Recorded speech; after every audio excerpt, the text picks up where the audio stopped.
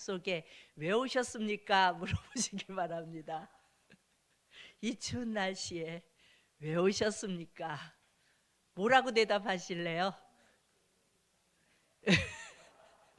이 추운 날씨에 따뜻한 집에서 따뜻하게 있지 왜 오셨습니까? 예, 우리는 주님 때문에 왔죠. 주님이 우리 마음속에 계셔서 주님을 사모하는 마음으로 나왔어요. 그렇죠? 우리 김정일 성도님도 주님을 사랑하는 마음으로 오셨죠? 예, 예. 네, 너무 감사해요. 날씨가 이렇게 추움에도 불구하고 이렇게 오셨어요. 우리 이렇게 인사합니다. 주님 때문이지요. 아멘, 아멘. 날씨가 추움에도 불구하고 싸매고 주님의 성전으로 달려나올 수 있는 것은 우리가 주님을 사랑하기 때문이에요. 우리 예수님 때문이에요. 아멘, 아멘. 자, 이제 오늘 이 본문은요 이방 나라들 이야기예요. 이방 나라들 블레셋, 암몬, 모압, 구스, 아수르 이런 나라에 대해서 말씀하시면서 하나님께서 심판하시는 내용이 오늘 말씀입니다.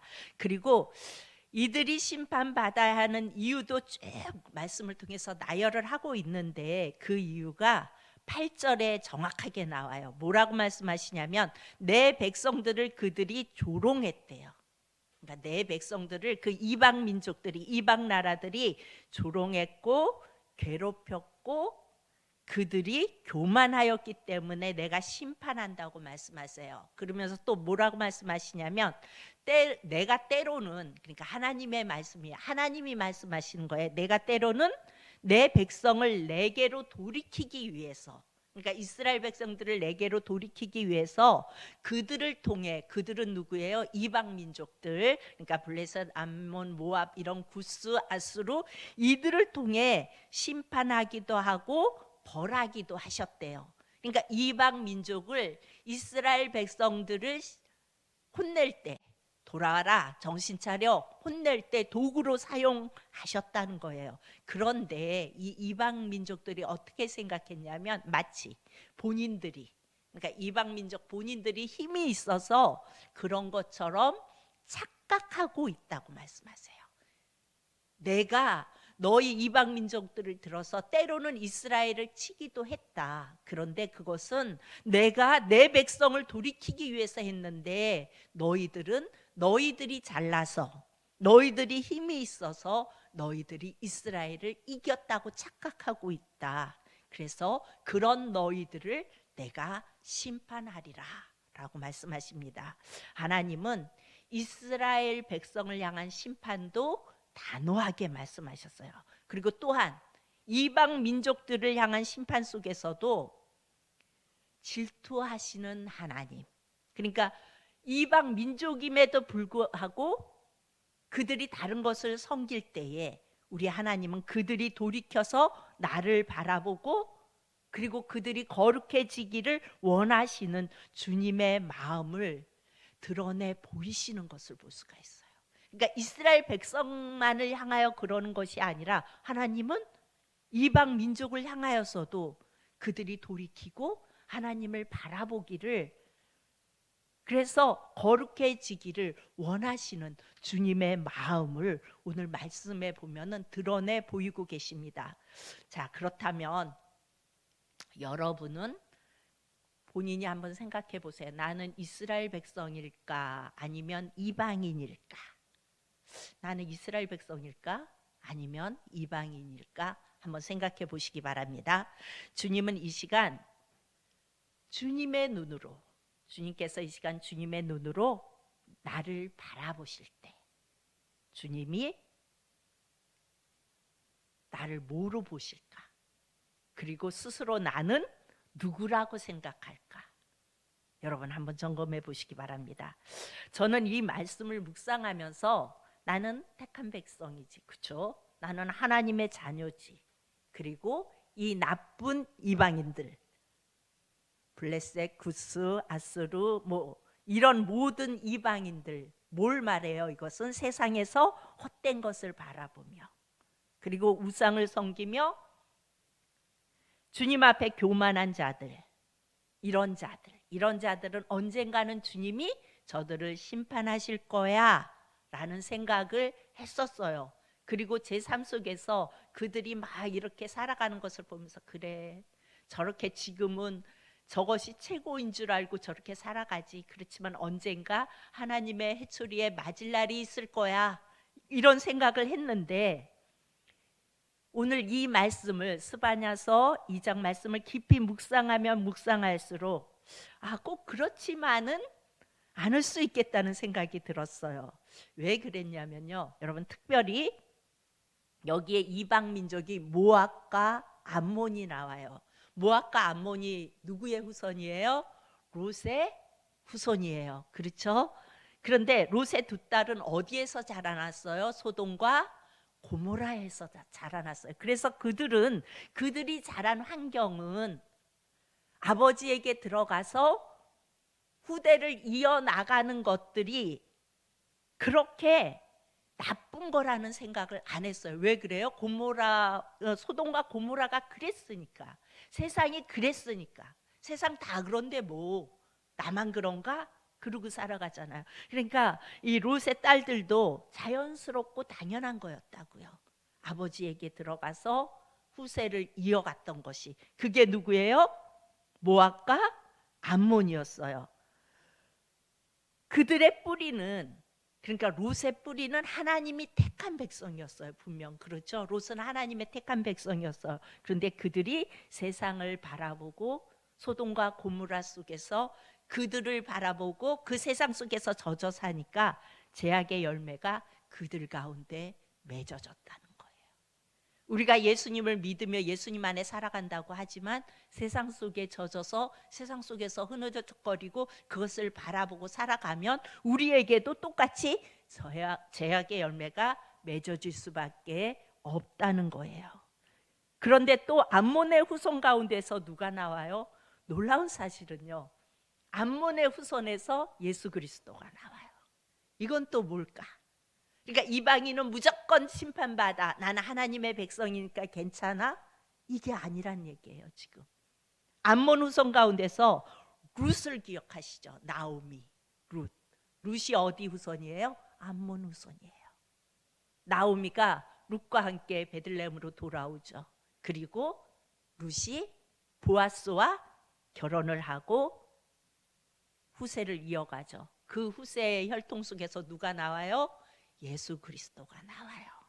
그러니까 하나님은, 하나님의 백성들이 세상을 바라보고 타락할 때는 그야말로 하나님의 백성일지라도 이방 민족으로 취급하셔서 멸망시킬 수 있다는 거예요. 내가 하나님의 백성인데, 내가 하나님의 자녀인데, 그럼에도 불구하고 내가 예수님 안에 있지 아니하고 세상 속에서 세상을 바라보며 세상 것을 쫓아가면 우리는 세상에 죄악의 열매를 맺을 수밖에 없고, 그러므로 인하여 우리는 멸망받을 수밖에 없어요. 그럼에도 불구하고 또한 우리에게 소망을 주세요. 그 제약된 그들, 우리가 생각하기에 멸망받을 그들, 심판받을 그들, 이방 사람인 암몬 사람 혈통 가운데에서 예수 그리스도가 나오게 하셨다는 사실을 우리는 성경을 통하여 보게 됩니다. 그러니까 나는 하나님의 백성이고 세상 사람들은, 그러니까 믿지 않는 사람들은 이방인인 것이 아니라 나도 주님을 만나지 않았다면 이방인이었죠. 그렇죠? 나도 예수님을 올곧게 만나지 않았다면 나도 이방인이에요. 소돔과 고모라 같은 세상에서 그것을 바라보고 곁눈질하며 사모하며 살다 보면 오히려 내가 이스라엘을 핍박하는 자가 될 수 있다는 것을 우리는 두렵고 떨림으로 깨달아야 한다는 것입니다. 내가 그냥 한번 예수님 믿었으니까, 그리고 내가 교회에 왔다 갔다 하니까 나는 보호받을 거야. 예수님이 신부로서, 신부들은 끝까지 보호하신다 그랬으니까 나는 보호할 거야, 나는 보호받을 거야가 아니고, 내가 예수님 안에 있지 아니하면 롯의 두 딸들이 죄악 속에서 죄악의 열매를 범했던 것처럼 우리도 똑같은 모습으로 전락할 수밖에 없다는 거예요. 나는 하나님의 백성이니까 언젠가는 하나님이 어떠한 상황 속에서도 나를 회복시키실 거고 나를 지키고 보호할 거야. 이런 안일한 믿음으로 우리는 믿음 생활하면 안 되는 것입니다. 우리는 주님이 나를 택하고 구원하셨다면, 우리 11절을 다 같이 봅니다. 11절 시작. 여호와가 그들에게 두렵게 되어서 세상의 모든 신을 쇠약하게 하리니 이방의 모든 해변 사람들이 각각 자기 처소에서 여호와께 경배하리라. 이방의 모든 해변 사람들이 각각 자기 처소에서 여호와께 경배하리라. 이 말씀처럼 주님이 원하시는 그 마음을 우리가 품고 모든 민족 가운데 주님을 경배하는 날을 위하여 우리가 정말 그렇게 전도하고 눈물로 주님의 마음을 쏟아부어 모든 민족들이 주님을 영접하는 그 놀라운 역사를 위하여 간절히 기도해야 된다는 마음을 가져야 된다는 것을 깨닫게 되었습니다. 우리가 예수님을 믿는다고 난 예수 믿어서 괜찮아가 아니라 예수님의 마음을 가지고, 그리고 그 여호와 하나님께, 예수님께 경배하고 그 예수님을 붙잡지 않으면 안 된다는 것을 이 말씀을 통하여 깨닫게 되었습니다. 여러분, 이방 민족이 어디 있고 택함 받은 백성이 어디 있습니까? 만약에 이방 민족이 심판받고 택함 받은 백성 끝까지 보호받는다고 한다면은 믿는 자들 가운데에도 모압과 암몬 같은 부끄러운 열매가 나타날 수 없어야 되잖아요. 그렇죠? 그런데 나타났어요. 또한 믿지 않는 자들 가운데서도, 타락한 암몬 가운데서도 예수 그리스도가 그 혈통 가운데 놀라운 회복의 열매로, 생명의 열매로 우리 가운데 오셨잖아요. 이것을 보면은 우리는 깨달을 수 있어야 돼요. 늘 회복과 생명이 주님의 섭리 가운데 있음을 기억해야 합니다. 그러므로 우리는 그 주님의 섭리 안에 있으려면 주님 안에 있어야 한다는 거예요. 주님 밖에 있다면 우리는 우리의 죄성이 우리를 다시 세상으로 향하게 하고 세상 속에서 죄악의 열매를 맺게 합니다. 이 스바냐서에 나타난 심판의 메시지는 요한계시록에 나타난 심판의 메시지와 맥을 같이 한다고 볼 수가 있습니다. 왜 하나님은 스바냐서를 통하여 이방 나라들의 무너짐을 선언하고 계실까요? 왜 이 스바냐서에서 이방 나라들을 다 뽑고 다 없애고 무너뜨리고 다 그런다고 하실까요? 하나님은 전능하신 분이십니다. 하나님은, 하나님을 대적하는 자들은 가차없이 심판하실 수 있는 분입니다. 여러분, 그 가차없이 심판하는 것이 이방 민족을 그렇게 한다는 것이 아니고, 이방 민족이 뭘 하는 사람들이었어요? 하나님을 대적하는 자. 그러니까 하나님의 백성일지라도 하나님을 대적하면 가차없이 심판당한다는 거예요. 여러분, 지난번에도 말씀하셨지만 노아 홍수 때 보면 어때요? 8명만 살아남잖아요. 그리고 그 엄청난 인구들이 다 몰살당하잖아요. 하나님은 자비하신 하나님이지만 아닐 때는 가차없이 밀어버리시는 하나님이세요. 무서운 하나님이세요. 하나님께서는요, 구원할 자에 대해서는 자비로우세요. 끝까지 지키시고 끝까지 보호하세요. 자비하신 하나님이세요. 그런데 하나님을 대적하는 자, 하나님과 상관없는 자들에게는 무서운 하나님이십니다. 오늘 우리 4절을 봅니다. 2장 4절. 가사는 어떻게 됐대요? 버림을 당하며, 아스글론은 폐허가 되며, 아스돗은 대낮에 쫓겨나며, 에글론은 뽑히리라. 버림을 당하고 폐허가 되고 대낮에 쫓겨남을 당한대요. 그리고 뽑히겠다고 말씀하세요. 우리는 어떤 나라가 백성에게 버림을 당하면 어떻게 생각해요? 그 국가의 지도자가 정치를 못했기 때문에 백성들로부터 버림을 당했다고 생각해요. 또 어떤 나라가 폐허가 되면 그 정치하는 사람들이 잘못했기 때문에 그 나라가 폐허가 되었다고 말하기도 해요. 나라를 잃으면 왜 그렇게 되었는지, 저 나라를 왜 잃게 되었는지 그 이유를 찾으려고 힘쓰는 게 우리들의 모습이에요. 그러나 여러분, 하나님께서는 뭐라고 말씀하시냐면요, 하나님의 심판의 손이 뻗어지면, 하나님이 하시려고만 하면 그 손이 뻗어지면 어떤 나라는 버림을 당하게 되고, 하나님을 등지고 버린 나라는 폐허가 되고, 그리고 대낮에 쫓겨남을 당해야 하며 뽑힘을 당해야 하는 것이 하나님의 반대편에 선 자들의 모습이라고요. 우리는 그 인간이 뭘 잘못해서 그렇겠지, 우리에게 보이는 건 그런데, 그렇게 되어지는 모든 주권의 역사는 하나님이 이루어가고 계신다는 거예요. 하나님께서 그렇게 하고 계신다는 거예요. 하나님은 폐허로 만드실 수도 있고, 그 나라를 이 땅 가운데서 흔적조차 없애 버릴 수 있는 분이 우리가 믿는 하나님이십니다. 나라는 있으나 주민을 얻게 하실 수 있는 분이 우리가 믿는 하나님이세요. 그래서 스바냐 2장에 나타나 있는 것은 하나님 편에 선 자, 다시 말하면 예수님 안에 있는 자, 하나님께서 지키려는 자는요, 하나님이 보호하시려고 하는 자는요, 7절에 보면 이렇게 말씀하세요. 우리 7절 다 같이 시작.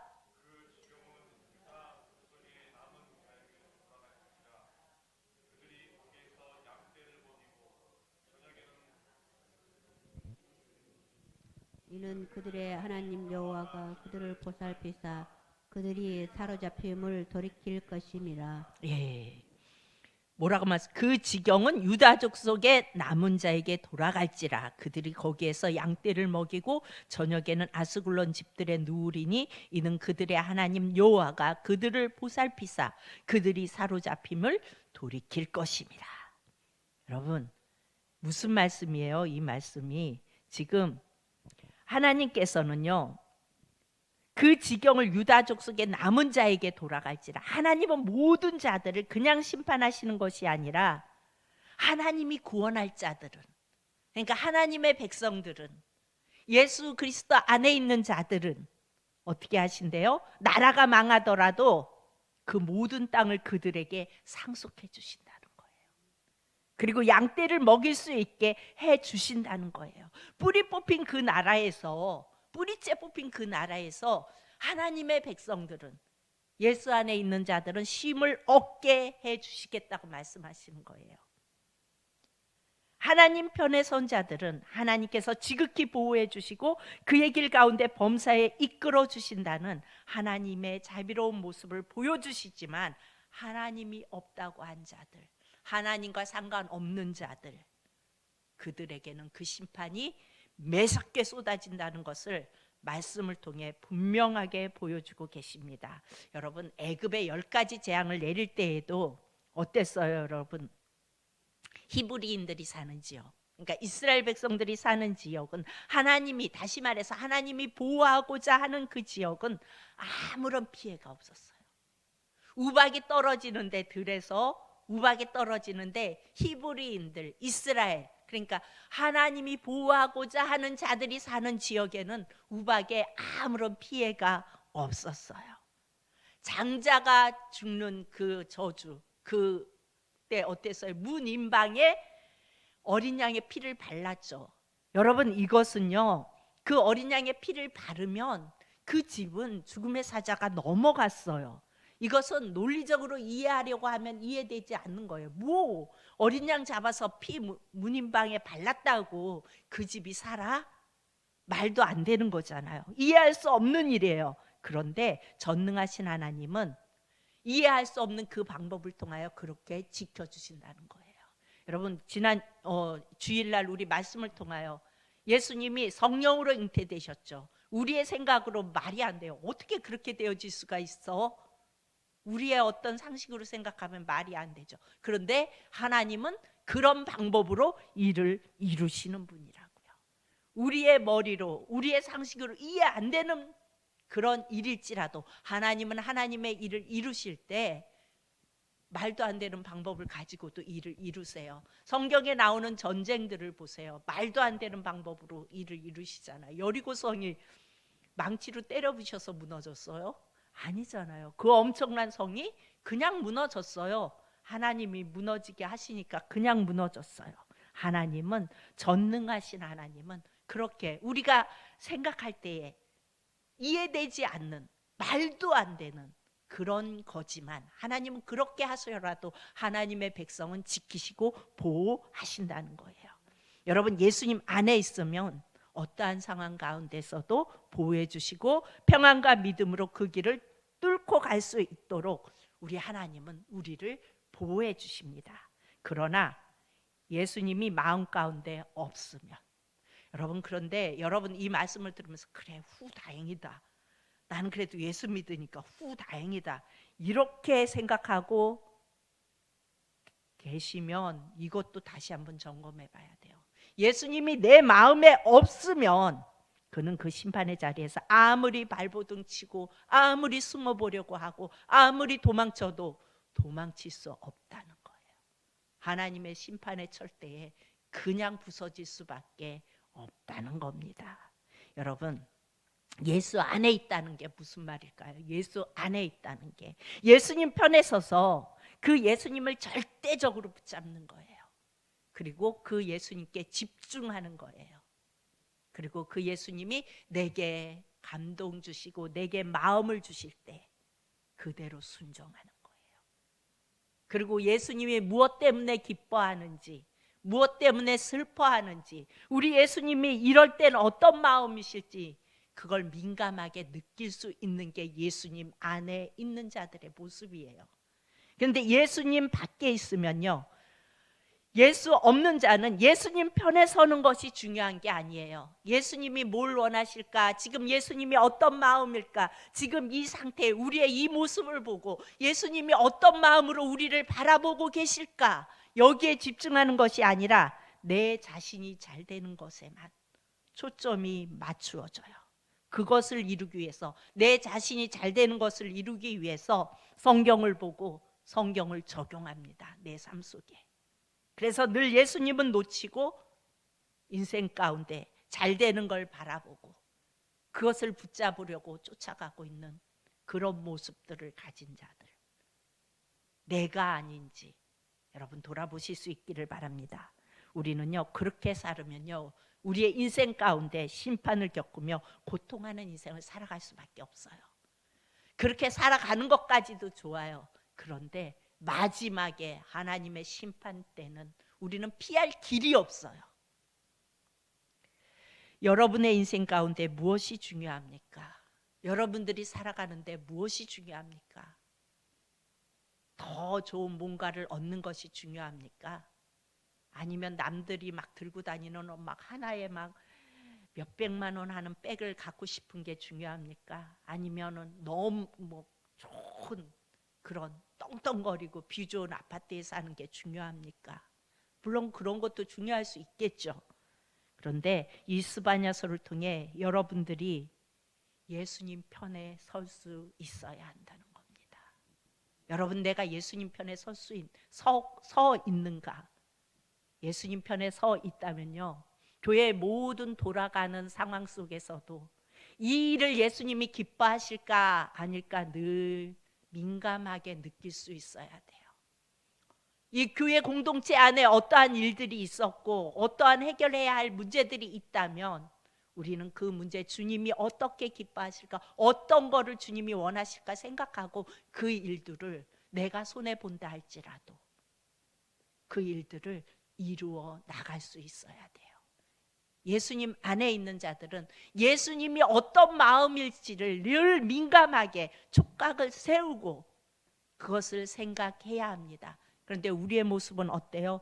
내가 뭘 하려고 했어요. 근데 이게 내 뜻대로 안 됐어요. 그럼 어때요? 예수님의 마음이 어떨지는 전혀 생각하지 않잖아요. 그냥 아니면 말지 뭐. 그래? 그럼 말지. 이러고 접지는 않나요, 혹시? 내 뜻대로 안 되었어도 주님이 원하시는 뜻이 그거라면 그것으로 인하여 내가 손해볼지라도, 내가 좀 아닐지라도 우리는 그것을 선택하고 그것을 이루기 위해 기도하고 그 일들을 함께 이루어 나가야 하는 것입니다. 여러분, 예수님이 선명하지 못하면 인생 가운데에서 수많은 일들에 좌절하고 낙심하고 쓰러져서 고통하는 인생으로 살 수밖에 없습니다. 우리는 기도할 때 주님, 내 뜻대로 이렇게 이루어 주시옵소서. 주님, 내 방향대로 따라와 주세요. 주님, 이렇게 이루어져야 합니다. 주님, 함께 해 주세요가 아니라 주님, 제가 주님 편에 서기 원합니다. 주님, 제가 주님이 원하시는 일이 무엇인지 그 일에 쓰임 받기 원합니다. 그 길이 혹 가시밭길이라도 내가 예수님 편에만 설 수만 있다면 그 길 가운데 제가 가기 원합니다. 그리고 그곳에서 주님과 함께함으로 인하여 내가 평안함을 누리기 원합니다 라고 고백하며 주님을 바라보고 나가는 것이 예수 안에 있는 자들의 모습입니다. 여러분, 요한계시록은요, 심판을 피할 수 있는 방법을 말씀하지 않아요. 어떻게 하면 심판을 피할 수 있다, 이 방법을 말씀하지 않아요. 어떠한 심판이 온다 할지라도 거기서 지키시고 보호하시는 그 예수님을 선명하게 보여주셔요. 그래서 우리는 어떠한 심판과 어떠한 무엇이 온다 할지라도 내가 예수님 안에 있으면 그냥 저절로 보호받는 거예요. 저절로 지킴을 받는 거예요. 그래서 요한계시록을 보면요, 성도들이 그 예수님을 소망하며 죽음 앞에서도 그 예수님을 높이며 나아가는 것을 우리가 볼 수가 있잖아요. 우리 사랑하는 성도님들 모두가 예수님이 뭘 원하실까? 그리고 예수님이 이 교회를 향하여 뭘 원하실까? 이 교회를 향하여 우리에게 원하시는 주님의 마음이 뭘까?